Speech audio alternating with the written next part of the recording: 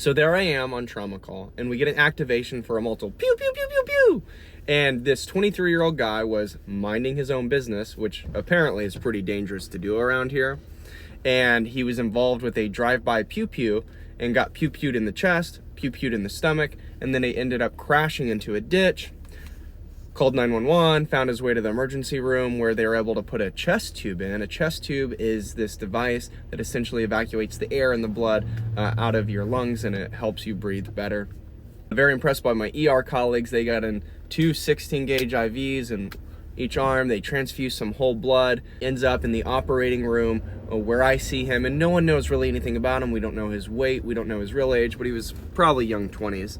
So I'm asking him about his medical history and stuff, and he's like, no, I'm fine, I'm healthy, like nothing's wrong with me. So I tell him, hey, we're gonna have to put you to sleep for this surgery, and then he gets really scared. He's like, I don't wanna go to sleep. You gotta do the surgery while I'm awake, man. You have to do it while I'm awake. And I'm like, it's okay, we're gonna take the best care of you we can.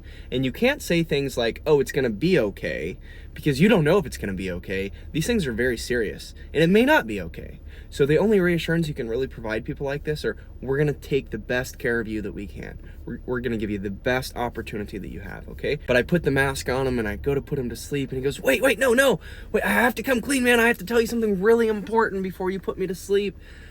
And I'm like, okay. And he's like, I have herpes. And I'm like, oh, okay, thank you for letting me know that. And then I put him to sleep, and I'm just thinking to myself, that doesn't change anything that an anesthesiologist will ever do or not do for you. So if you have that, you can keep it to yourself, it's all good. But we put him to sleep. The general surgeons do what's called an exploratory laparotomy, an X-lap.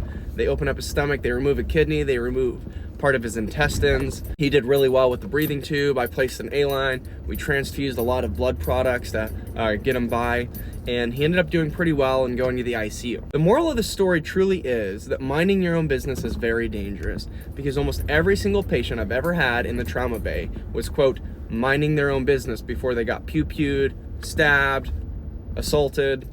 So I guess stop minding your own business.